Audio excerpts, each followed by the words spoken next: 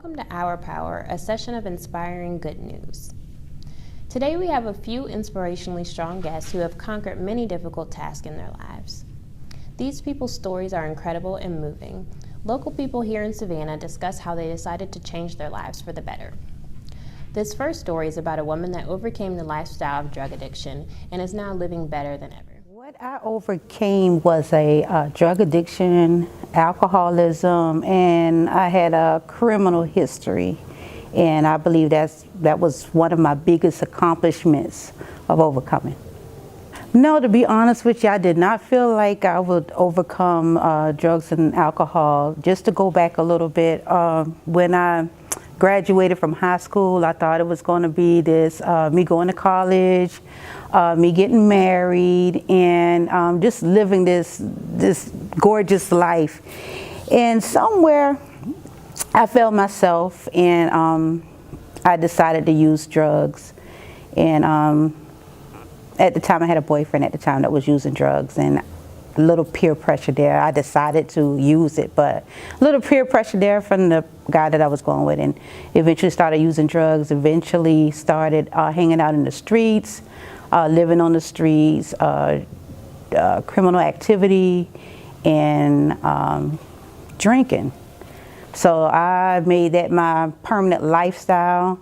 I didn't care about anything else. That just was my lifestyle. And once I got entangled in it, years of entanglement, years of trying to get right and going back out and get right and going back out, I decided, like, hey, I tried. I couldn't stay the course. I'm back in the streets. I just never knew that I would overcome it. While I was living out in the streets, there were incidents that I've been attacked. There have been incidents that I've been held by gunpoint, or a knife been put to my throat. And you know, even through that, I wanted to use, but it came a point in time where people would see me that knew me.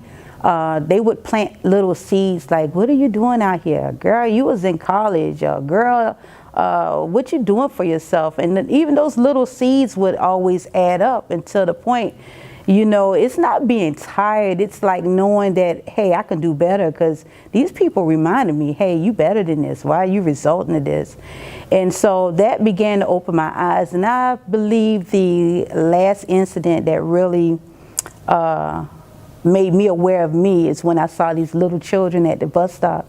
And they was waiting on their bus. It's 6 o'clock in the morning, and I used to use all day, all night. And whenever I felt the need to get some sleep, I would still use, but then to the point that I would just pass out and go to sleep. But anyway, it was one of these mornings I was walking down the street, and children at the bus stop, I always see them every morning, but this particular child pointed at me, and just as I walked by, the child was just pointing at me. And so I felt kind of bad. I was like, these children is looking at me. I should be a role model for these children. And so that began to open my eyes a little more. I wasn't there yet, but it began to open my eyes a little more. I would tell my younger self about the relationships that that she would get into, that you have to be careful and choose wisely that male that you want to get involved with. It's not about popularity. He's popular, or he's fine, and he got money. It's about being wise in who you choose to help you along the way, that y'all could be a team together. And I believe that's where my issues started stemming from. And I would also tell my younger self that just to stay on track, stay the course, stay on track. And if you have any issues, to go talk to someone that you can trust. Vent. Don't keep it all inside. If you got a relationship that's abusive, if you got a relationship, you know, that you really want to get out of, go talk to somebody, you know, make that choice to leave. I knew, well, I'm getting older, for one. There's a lot I want to accomplish in my lifetime. I want to have that house. I want to have that car. I want to have that degree. I want to have that job. And me being out on the streets using, I used to see everyone else that would be accomplishing what their goals and dreams, and I would see me stuck in a I would say a rock in a hard place.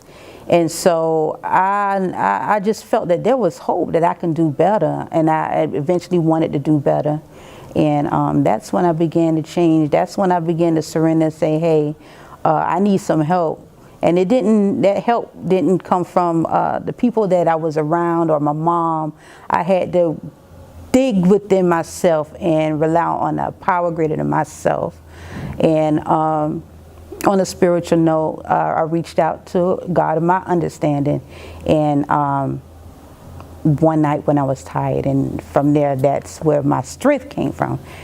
And when I reached out, that's when my journey changed, and that's when I got back on the track. January 28th, 2014 was the day I went home and said Mama was tired. It was a freezing cold day. I barely had any clothes on. I had flip-flops on that day, and I caught a ride, and I said, you know what, that was it. And that incident, I jumped in the wrong car, and thank God I'm alive today. But that's another turning point to where, you know what, if I stay out here, I'm going to be dead somewhere. So I decided to go home, knocked on the door, and my mom peeking out the window, and my mom was the type, she'll let me in the house. I clean up myself, wash, eat. A couple of days later, I tell her I'll go into the store.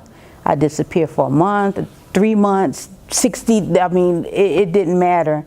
But that was my excuse. Hey, Mom, I'm going to the store. And a lot of times she knew I wasn't coming back. So at this point, I came home. My dad came home. I walked behind him and followed him inside the house. My mom asked, what did you want? I said, Mom, I'm tired. Please let me in. She gave me a look like, you know what, I got hope in the situation that you can change. I don't know if you're going to come in, sleep on the couch, and go back out, but my mama gave me that chance. And I really believe that she still had hope in me. She still supported me in some kind of way, even though I was showing her different. So she allowed me to come in, and that was the turning point in my life, and I haven't let her down since. If you feel like you can't overcome a drug addiction, alcohol addiction, there's programs out there that you can reach out. There's support that you can reach out to. The main thing is the reaching out. Don't sit there thinking that you got it, or that everything would that everything would be all right. Just basically just reach out. Ask for help. That's the main thing. Talk to people. You know, some people believe that drugs and alcohol is not an issue, but if you can't stay on a job, you're losing your job, or you can't pay a bill, or your children sitting there wanting to eat, and you got them off in a room somewhere getting high. I mean, you spiraling out of control. Reach out. Wow, what an inspiration and powerful story. Our next influential story. David shares how no matter what you go through, we can all make it if we try. Have you ever heard of a child being diagnosed as mentally retarded and making a 1500 on the SAT? Check this out. What the Boys and Girls Club can do for a kid. This little boy stayed back in 1st and 3rd grade. He was diagnosed as mentally retarded. And when kids made fun of him, he did the only thing he knew how. He beat them up. Because if you're stayed back twice and you're in 3rd grade and you're as big as a 5th grader and somebody makes fun of you, you're going to take it out on them. And the kids that were making fun weren't smart enough to know not to pick on somebody that's twice their size. One day out in the schoolyard, he was playing baseball. And this particular kid that was on his case all the time really was making fun of him and calling him names, all the cruel things a kid can do. And without thinking, he turned around with the bat, and he swung it, and he hit the kid straight in the face. It almost killed him. He was arrested, and he was taken out of the school in cuffs. And he was put in the drunk tank overnight because there was no juvenile detention center. And the next morning he was taken before a juvenile court judge named P.B. O'Sullivan. Judge O'Sullivan was a very smart man, and he said, son, America is a country of choices, and I'm going to give you one. You're not going home today. You can choose to go to a juvenile correction facility where you'll stay till you're 18 years of age, and all you'll learn how to be is a better criminal. Or you can go to the boys club and try to make something of your life. But I'm going to tell you right now, if you don't make it at the boys club, you are going to jail. Well, the kid was retarded, he wasn't stupid, so he went to the boys club. But he didn't want to be there, because it was another place where kids could make fun of him. So the first day he reported, he went into the executive director's office, and they talked about that.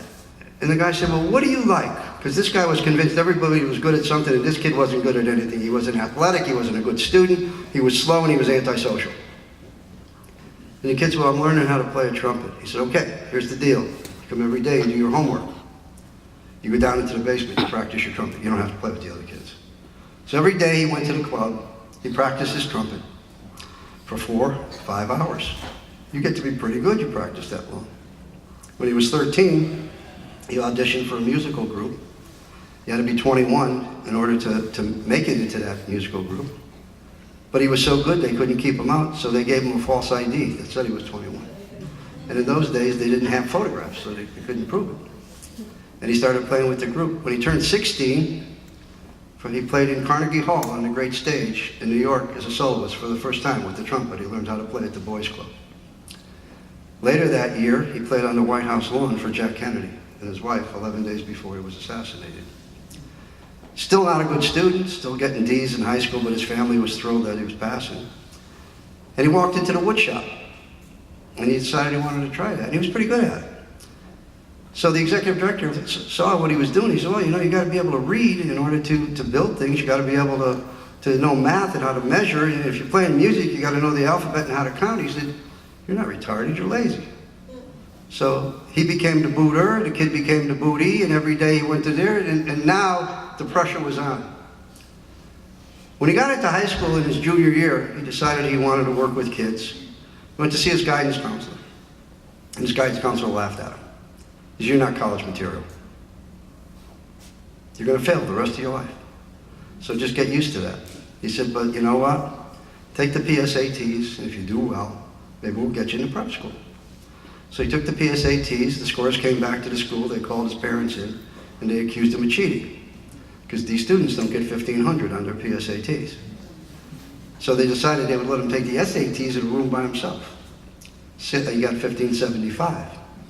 Then they decided to send him to a child study clinic for a battery of tests. The first test they gave him was an IQ test, Stanford-Binet. His IQ was off the Richter scale. He was in the upper 2% of the United States. He went to college based on his college board scores. Not only did he go to college, but he finished his undergraduate work in 3 years. He got his master's degree at what was his senior year. He went back to the school system he graduated from. His high school principal wound up working for him when he was 23. Because that's me. That's my story. It's stories like these that motivate me and so many others to keep going. Single mothers aren't giving enough credit these days. This last story, a single mother describes how it felt to work her way through school and her journey of becoming a mother at the same time. Well, first and foremost, I will say having a baby at 16 is one of the things that I wouldn't say I overcame, but I learned to process things better. And I've learned that although you have a hurdle, things aren't always as bad as they look. It was very hard. I did not think I was gonna finish school. I ended up obtaining my GED and going to college. And then upon that, I waited until my senior year of college and ended up pregnant again. So I'm currently in college with 2 kids, and it's very significant because it's a lot raising kids. It's a lot, and just school itself takes a lot out of you. So doing that and having to come home to kids, it's a lot, but it's well worth it. I've had support from family and friends, and that has been a big factor, but God more so than anything, just giving me the strength to keep going, because without him, I don't know where I would be, and without him giving me my children, I definitely don't know where I would be. Raised in the church, however, I don't think I really understood the magnitude of what he could do in your life until I got to having kids and going through all the things that come with having children, being a young parent. I learned that you definitely have to have faith in his life, because you ain't gonna make it nowhere without him, because he's the beginning, the middle, and the end. So if you don't have him in your life guiding you and putting you where you need to be, you won't go far. So I will say, first and foremost, God has been the leading factor in my life. They pray, keep the faith, and don't give up, because everything is a process. Nothing happens overnight. You keep pushing, you keep going, and you just pray until things change. You keep going, and don't give up. Just ask God for the strength to keep going, even though you can't see the end of the tunnel. God already has it worked out, and I had to learn that. God, with his grace and his mercy and persistence, because my advisor is a busy lady, and I had to run her down for months to get my schedule. But yeah, a lot of praying, a lot of soul searching, and like I said, by the grace of God, I'm here because this is my purpose. He's putting me where I need to be, and like I said, as long as you give him, let him lead your life, he's going to put you where you need to be. And as of right now, I am a senior at Savannah State, and I am interning with Cumulus Media, and just loving my two beautiful kids. I wouldn't have it any other way, and nothing can stop you but you. You got to just keep pushing and keep going, and everything is gonna work out. And I just keep that positive mindset. So right now I'm just in a positive place right now, and I'm just looking toward my future. I'm happy, and I'm happy, and God got me, and I'm blessed, and that's just where I'm at right now. How amazing is it that someone can go through so much and still prosper? Thank you for joining us tonight on Our Power. Have a good night.